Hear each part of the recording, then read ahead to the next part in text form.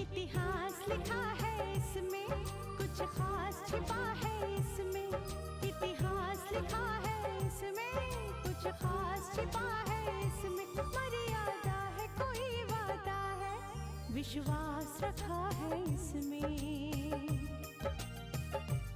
सात फेरों से मिला ये तो उपहार है, मेरा श्रृंगार है, मेरा श्रृंगार है, मेरा श्रृंगार है, मेरा श्रृंगार है।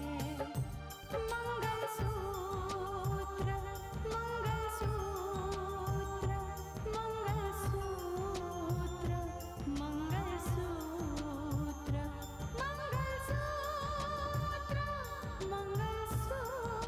मंगलसूत्र, मंगलसूत्र।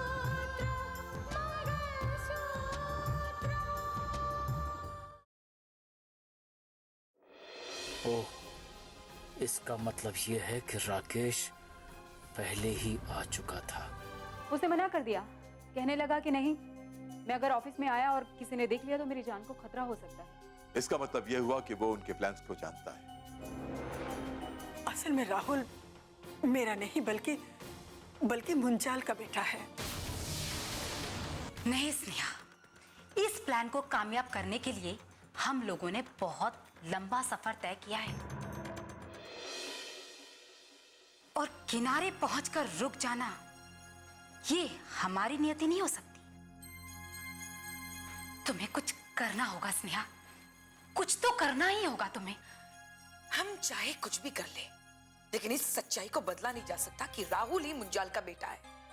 क्या कुछ भी ऐसा नहीं हो सकता कि राकेश को हम लोग मुंजाल के घर कुछ दिन के लिए भेज सके, बस कुछ ही दिन में, फिर उसकी सारी जायदाद अपने हाथ में। तुम्हारी बात ठीक है मेघना जी, लेकिन एक रास्ता है जो इस मामले को एक नया मोड़ दे सकता है, और राकेश को मुंजाल का बेटा बनाकर उसके घर में पहुंचा सकते हैं। क्या सचमुच कोई रास्ता हो सकता है? हाँ, अगर मैं जो सोच रही हूं वो हो गया तो। अगर मैं इस मकसद में कामयाब हो गई तो ये मामला फिर से हमारे हाथ में आ सकता है, और इसके लिए मुझे राजेश्वर और नीलिमा से जल्द मिलना होगा, इसके पहले कि मुंजाल और राजेश्वर के बीच कोई भी बात हो। भगवान से प्रार्थना करो कि मेरे मिलने से पहले मुंजाल राजेश्वर से मिल ना पाए।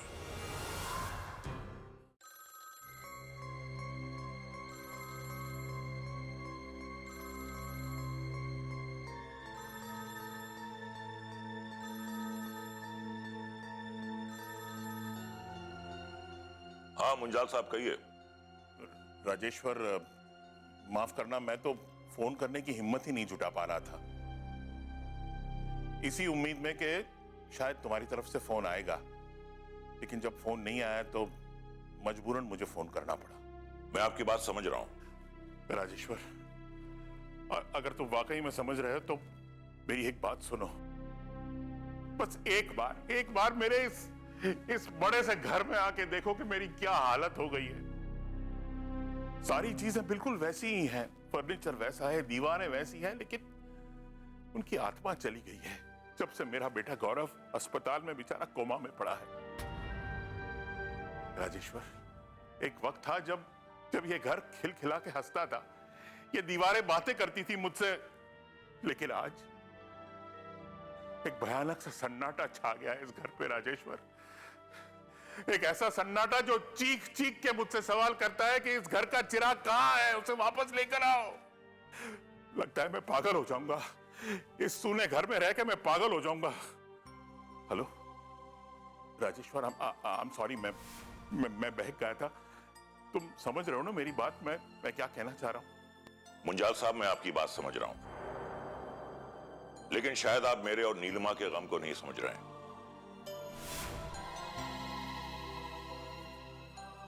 और मैं चाहता भी नहीं हूं कि आप हमारे इस गम को समझें, क्योंकि इस गम को हम आपके साथ बांटना भी नहीं चाहते। राजेश्वर मेरे दोस्त, इस गम का एहसास करके ही तो मैं तुम्हें फोन करने से हिचकिचा रहा था। मेरी बात मानो, ये मेरे लिए आसान नहीं है, लेकिन क्या करूं, एक मजबूर बाप जो हूं। खैर छोड़िए इस बात को, आप कल आइए तो बैठकर बात करते हैं। मुंजाल साहब, अमानत में खयानत करना मेरे उसूल के खिलाफ है। जो आपकी अमानत है वो तो आप ही की है ना।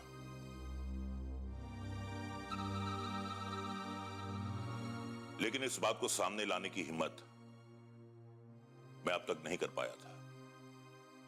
खैर, कल आप तशरीफ लाइए और ले जाइए अपनी अमानत।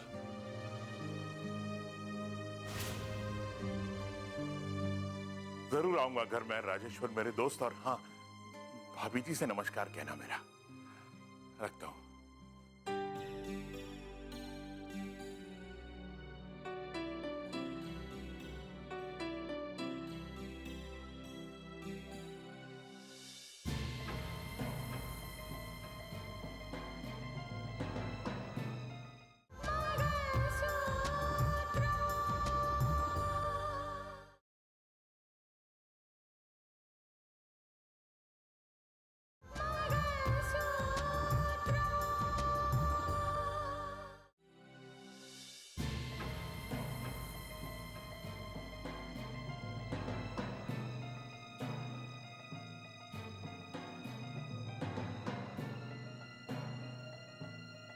क्या बात है डैड, आप इतने परेशान क्यों हैं? नहीं बेटे, ऐसी कोई बात नहीं। किसका फोन था?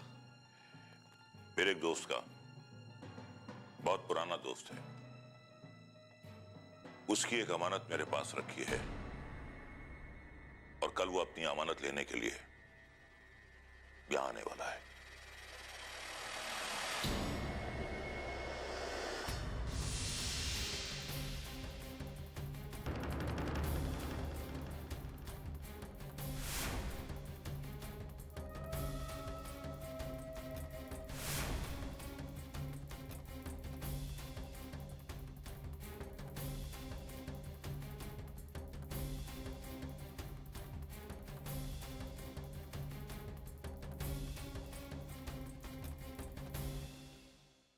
हेलो,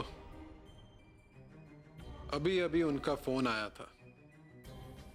मुझे नहीं लगता कि कोई खुलने वाली बात हुई हो। अगर मिलना है तो जल्दी आकर घर पर मिलिए, क्योंकि कल मुंजाल तशरीफ लाने वाले हैं।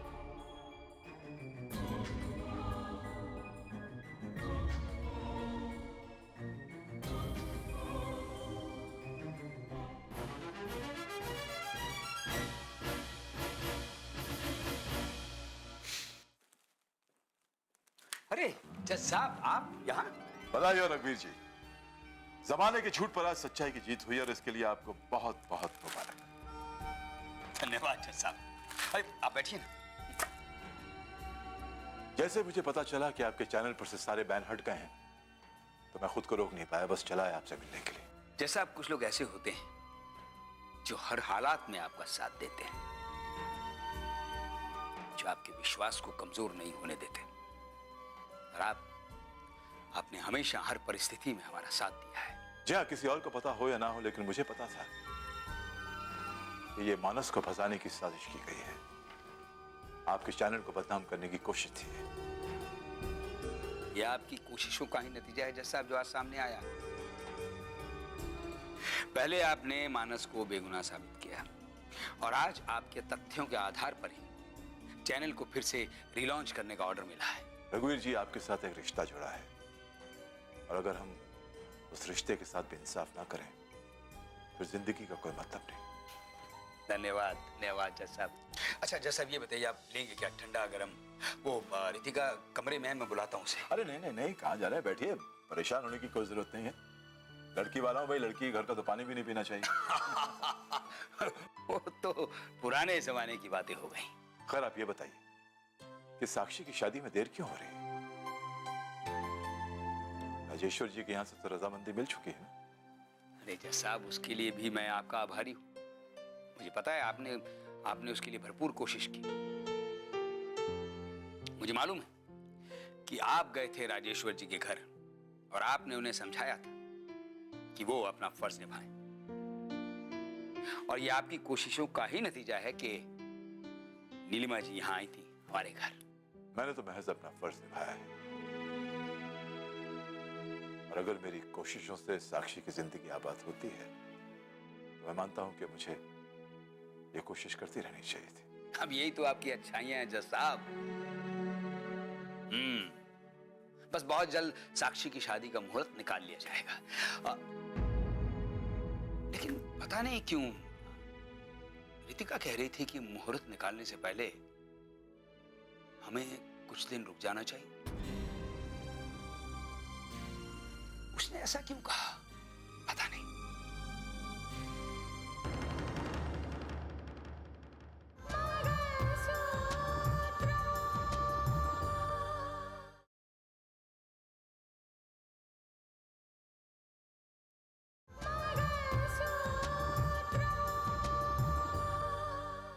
शुक्ला जी, मुझे लग रहा है कि कोई बहुत बड़ी साजिश रच रहा है, बहुत गहरी साजिश। I am sure. इसीलिए मुझे राहुल और राकेश के बारे में पूरी जानकारी चाहिए। हर एक बात जाननी है मुझे उनके बारे में। सारी जानकारियां मिल जाएंगी मैडम आपको। दरअसल एक ऐसी सच्चाई सामने आई है जिसे सुनकर मैं तो हैरान ही हो गई। कैसी सच्चाई? मतलब राकेश नहीं, कोई और है। क्या? और इससे भी बड़ी सच्चाई ये सामने आई है कि वो राकेश एसडीएम साहब का भी बेटा नहीं है, बल्कि एक बहुत बड़े करोड़पति बिजनेसमैन का बेटा है। अब इतने सारे पैसे इन्वॉल्व है तो हो सकता है शुक्ला जी कि किसी ने इसे राकेश बनाकर राकेश की जगह पर मोहरे की तरह इस्तेमाल किया हो। और शुक्ला जी, इस बात को मुझे ही साबित करना होगा कि राकेश नहीं कोई और है। लेकिन मेरे पास वक्त बहुत कम है। जी। प्रॉब्लम यह है शुक्ला जी कि एक तरफ कुछ मेरे रिश्ते जुड़े हुए हैं और दूसरी तरफ कानून का मामला है। मुझे किसी भी तरह की लापरवाही नहीं चाहिए ताकि आगे जाकर कोई भी प्रॉब्लम हो। समझ गए आप? क्या जानकारियां चाहिए आपको मैडम? शुक्ला जी, मुझे राकेश और राहुल, उन दोनों के जन्म से लेकर अभी तक जितने भी सबूत है, जितनी भी जानकारियां हैं, जो कुछ भी आप हासिल कर सकते ना, वो सारी चीजें मुझे चाहिए, और वो भी जल्द से जल्द। ठीक है मैडम, सारी जानकारियां आपको बहुत जल्द मिल जाएंगी। मैं सारे डिपार्टमेंट्स को फोन कर देता हूँ, वो सारी जानकारियां हमें मेल कर देंगे या कुरियर से भिजवा देंगे। और ये मैं फाइल भी ले जाता हूँ, इसको चेक कर जी।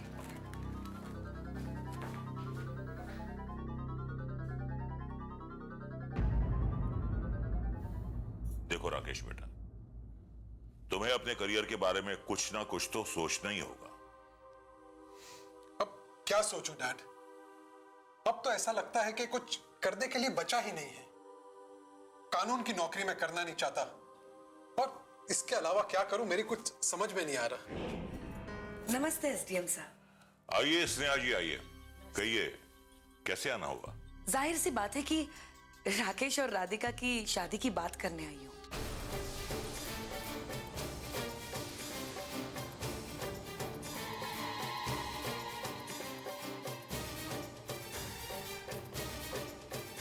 क्या हुआ राकेश, तुम कुछ परेशान लग रहे हो?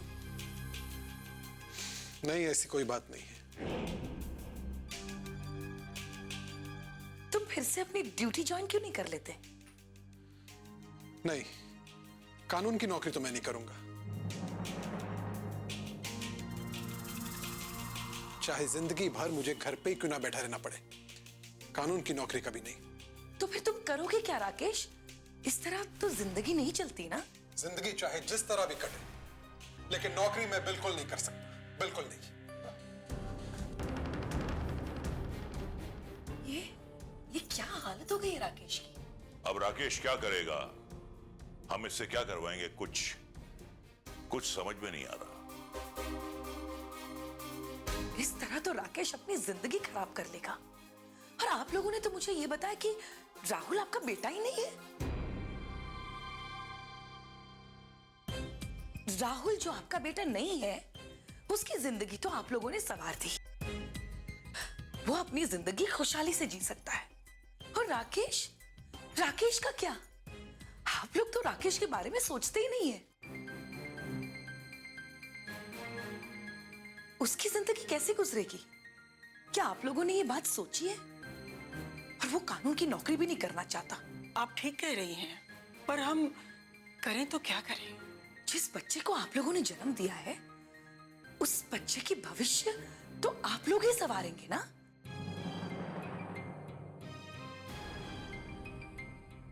मुझे तो ऐसा लगता है कि आप लोग इस जिम्मेदारी को नहीं महसूस कर रहे हैं।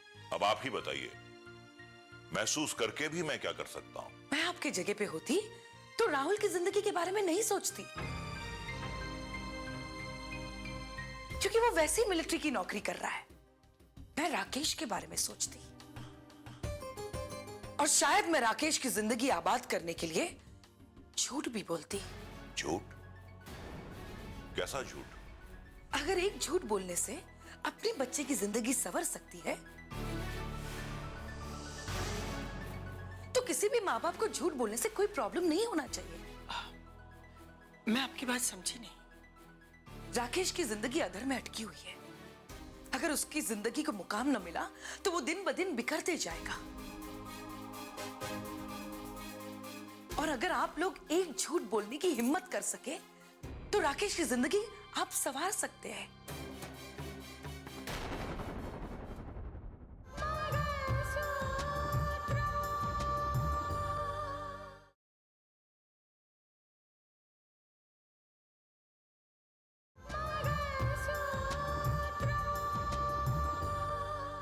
वो मुंजाल के करोड़ों का मालिक बन सकता है। ये आप क्या कह रही हैं? मेरे ख्याल से मेरे सिवाय ये कोई नहीं जानता कि मुंजाल का बेटा राकेश है या राहुल। हाँ, अगर आप लोगों ने ये बात किसी और के सामने खोल दी हो तो फिर बात और है। नहीं स्नेहा जी, ये बात अब तक हमने किसी के सामने नहीं खोली। राकेश और राहुल के सामने भी नहीं। तो फिर ये एक मौका है। राकेश की तकदीर का दरवाजा आप खोल सकते हैं और राकेश की जिंदगी संवर सकती है। चलिए मैं चलती हूं। उम्मीद है आप मेरी बात पर गौर करेंगे कि जिंदगी बदलने की जरूरत राहुल की है या राकेश की। नमस्ते।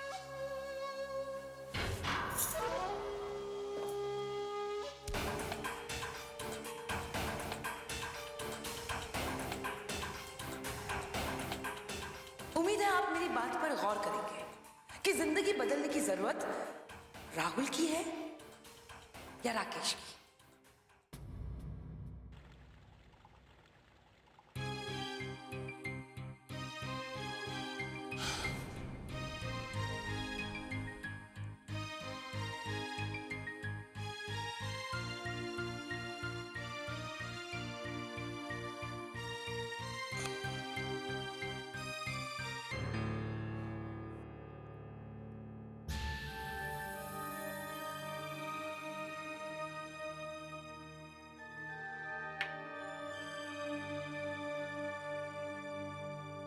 जब से स्नेहा जी गई हैं, आप सोच में पड़े हुए हैं।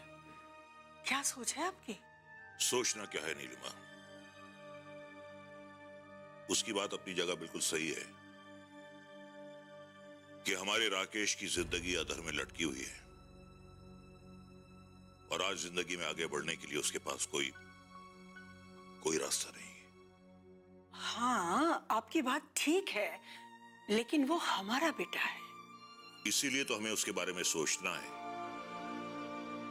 और ये बात बिल्कुल सही है कि हमारा सिर्फ एक झूठ ना सिर्फ उसकी जिंदगी संवार देगा, बल्कि उसे करोड़ों की जायदाद का मालिक भी बना देगा। ये आप क्या सोच रहे हैं? क्या आप राकेश को मुंजाल के हवाले करना चाहते हैं? दिलमा, मैं यही सोच रहा हूं कि जो बात अब तक हमने नहीं सोची, उसी बात को स्नेहा ने हमें सोचने के लिए मजबूर कर दिया है। ये हमारे लिए बहुत ही अच्छा मौका है कि हम अपने बेटे की जिंदगी संवार सकें। नहीं, हम अपने बेटे को अपने से दूर कैसे कर सकते हैं?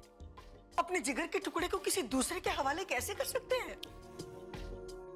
राकेश की जिंदगी संवारने के लिए हमें ये कड़वा घूंट पीना होगा। जरा सोचिए, राकेश जब शानदार कार में बैठकर आपसे मिलने आएगा तो आपका दिल खुशी से झूम उठेगा। औलाद की खुशी से बढ़कर मां बाप के लिए और कुछ नहीं होता। राकेश की खुशी के लिए, अपनी औलाद की खुशी के लिए हमें दिल पर पत्थर रखकर ये समझौता करना होगा। नहीं, मैं अपने दिल पर इतना बड़ा पत्थर नहीं रख सकती, नहीं रख सकती। रुकिए, अब जाते जाते हमारी भी एक बात सुनती जाइए। मैं ये फैसला कर चुका हूं और मेरा ये फैसला बदलने वाला नहीं है किसी भी कीमत पर। कल मुंजाल आएंगे और मैं उनसे बात करने वाला हूं। दिलमा, आपको मेरी कसम, कभी इस बात का एहसास मत होने देना कि मुंजाल का बेटा राकेश नहीं बल्कि राहुल है।